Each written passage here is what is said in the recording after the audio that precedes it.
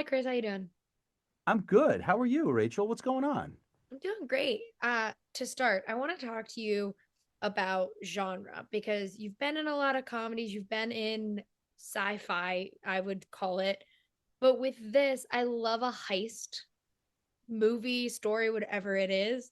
And this is a heist with comedic elements all thrown together. And Yeah, so for you, how does that kind of change your approach to a character when you're doing something that has multiple genres thrown on top of it?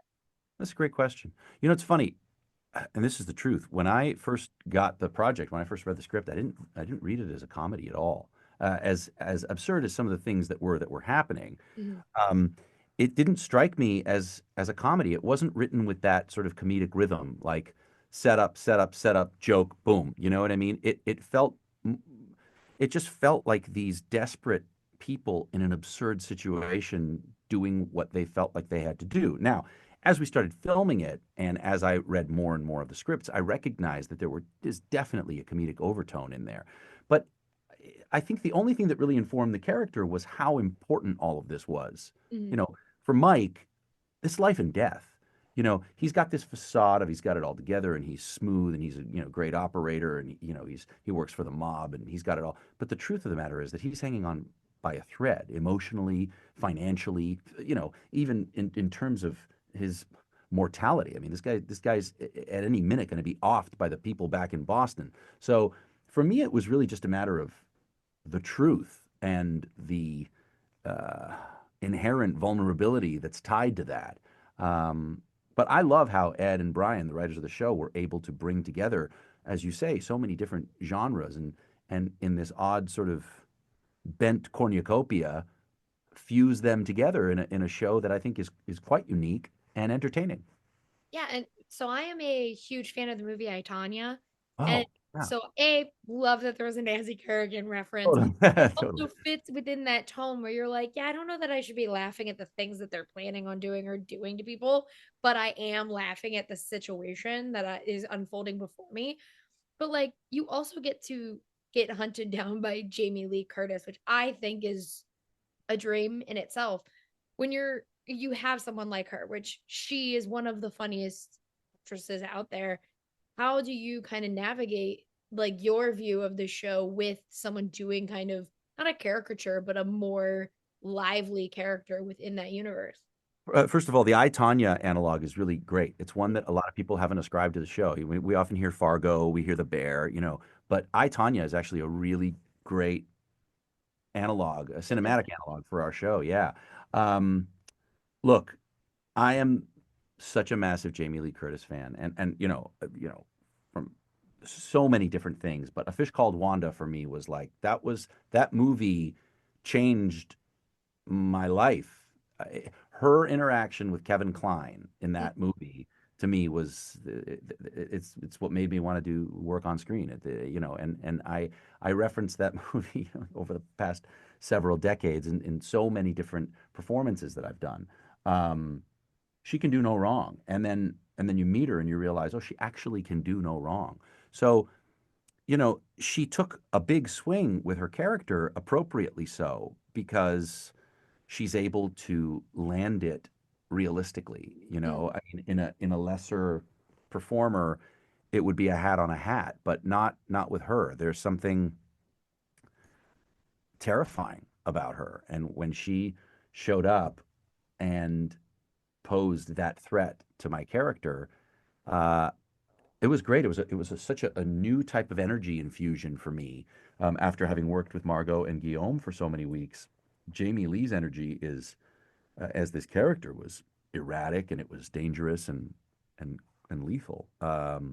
So it really gave me a ton to play off of, and it actually stripped yet another skin off of my character and showed us this frightened, insecure boy almost. You know what I mean? Because their history probably goes back. I mean, I don't know for sure, but it probably goes back decades that she's been abusing him. And So it was great. It was great to have her as a scene partner. My goodness, what a treat that was. Dumb question. So you're Canadian, and this is all about the maple syrup game. So I say syrup because I'm from Pittsburgh, and I know Right. it's wrong, but I just say syrup. I get it. For you when you're in something that is like, yeah, as an American audience, like, is maple syrup, now I'm saying syrup, How you're saying is syrup. it is that it, we're like, is that big of a deal? But like for you as a Canadian, is it fun to kind of have that bit out there and something that a bunch of Americans are now watching and wondering about maple syrup? I love that. Look, I always look for projects that either take place in Canada or have a Canadian theme. I love to work in Canada and I love to honor that part of my heritage. Um, it's not that easy to find projects that show Canada the way Canada really is, as opposed to sort of being a parody. And as much as this is a maple syrup heist, the framework, the show, where it takes place, the characters, they're not parodying Canada. That's Canada. You know what I mean? That's a part of Canada. It's northern Montreal. So I love that, and I think that you know places like Ireland or England or Scotland or Germany or France, they've had shows and movies that help define them as a culture. And then we watch them in America and we're like, oh wow, I didn't know that so and so was like that. Or, Canada hasn't really had that other than the parodying stuff, right? So I feel like what's great about this show is it takes us into a world we haven't seen before, and it happens to be Canada. So I think it brings Canada, it gives Canada the opportunity to compete on a global scale and not just be, you know, about mooses and beavers and sorry. You know what I mean? Yeah, well, and then the next step is for you to get both of the Ryans and Joshua Jackson and be like, Right. hi, and Keanu and be like, hi, Canadians. Yeah, exactly. Yeah, yeah. That's how season 6 of the Sticky's gonna end. One Ryan's gonna shoot the other Ryan. Keanu's gonna come in with a sword and slice Joshua's head off, and I'm gonna be the last Canadian standing. That's how that. The one Canadian city. Yeah, Well, yeah. that was always my favorite bit was someone would be like, well, oh, I can't remember the Ryans. Which one's American? And I'm like, They're neither. both Canadian. Both Yeah, Canadian. yeah, yeah, yeah. Um, I always like to ask this when someone has done a lot of action in their career, because I always think like action sits differently in each character when an actor kind of takes it on, whether it's like how a certain character holds a gun or shoots a gun or how this person would move in a fight. For you, is that something that helps you build a character, or do you 100%. 100%. No, definitely. I mean, look, the way I would hold a gun in True Story versus the way Mike holds a gun in the Sticky is very, very different. I mean, in True Story, I played another blunt instrument, but one shot and you're shooting the security camera while you're running, right? For think? Mike, he's lucky that his gun doesn't go off when he slips in the ice. And I love that. Mhm. That's one of the things that I loved about this character was that he portrays himself as a lethal weapon, but he's Mhm. just a doofus. And the reality is, in real life, unless you're at the target range daily, unless you make it your craft, you're not a crack shot. You know what I mean? It doesn't matter if you've got the gun and the silencer. Odds are you're not quite that great at using it. I love that about this character. But yeah, I mean, on shows like Red Notice or even in Criminal that I'm doing that's upcoming, how the character moves within the action. That's a huge part of what informs so much about the character. Mhm. How they handle a weapon, how they handle themselves, how physical they are. For me, giving Mike sort of a poor physicality actually required a greater physicality. You know what I mean? To Yeah. actually withstand the falling and the tripping and all of that stuff. So that was super fun. Do you like playing? You said doofus, so I'm using the same word you did. Those more doofy characters who are like kind of in this circumstance and they're like, I'm gonna figure it out, but it's like they always kind of are flying by the seat of their pants and things. Look, there's a real liberty to playing a character who thinks they're smart but is actually an idiot, because you're not concerned with the audience liking you. The audience can be going, "What is he doing? He's such an idiot," and then at the same time, hopefully laughing, and then maybe if he fucks up enough, they'll actually even feel sorry for him. And if they do, then you've really got them. You know what I mean? Because Mike is not a likable character. Mike killed somebody and has killed many somebodies. And yet, there is a humanity there. There's this guy that has been really hurt. And so, if I can find a way through being a moron, being a buffoon, to get the audience, even for a moment, to go, "Oh, okay, maybe I kind of want him to succeed, then I've really done my job. So it's a lot of fun. When how is it? I'm a big fan of August Osage County, so I know Hmm. everyone loves Margot for a plethora of things, but Hmm. that is will always have a soft spot in my heart. And I see her in all these different roles, and I'm just kind of amazed by the range that she has. When you go into a scene with someone like that, how do you guys kind of navigate where how your two characters would interact with each other on like a scene work level?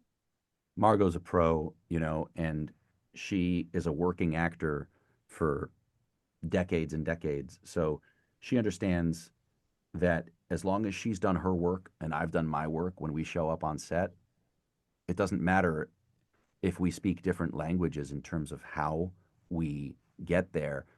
We'll get there because we've both done the work. Now, we happen to be lucky enough that we basically speak the same language.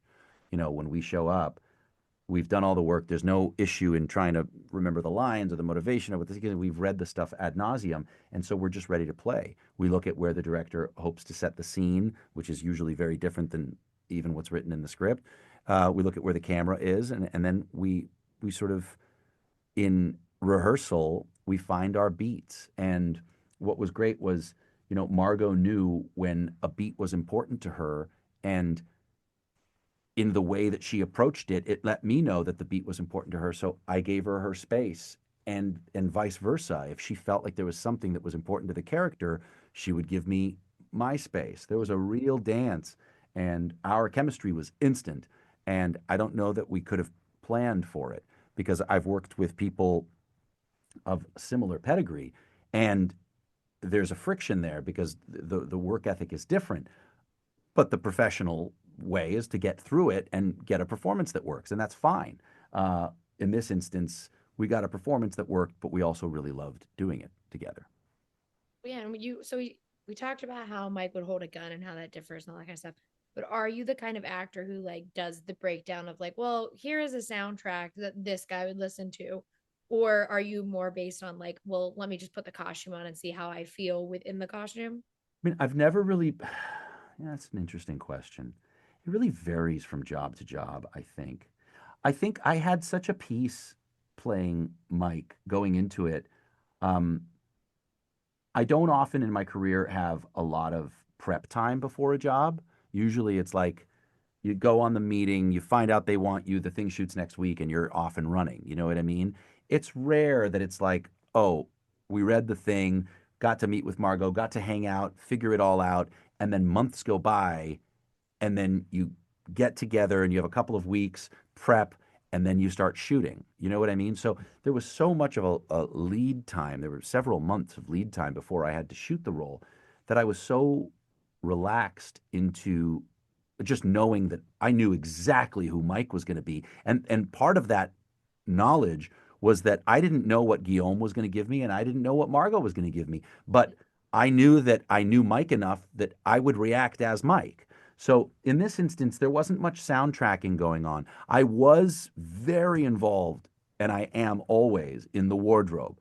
I made sure that any of the winterized boots or any of the shoes that had chunky soles, none of that was in his wardrobe. Mike had shitty, you know, fake Italian lace ups that, he tries to impress the ladies with in Boston.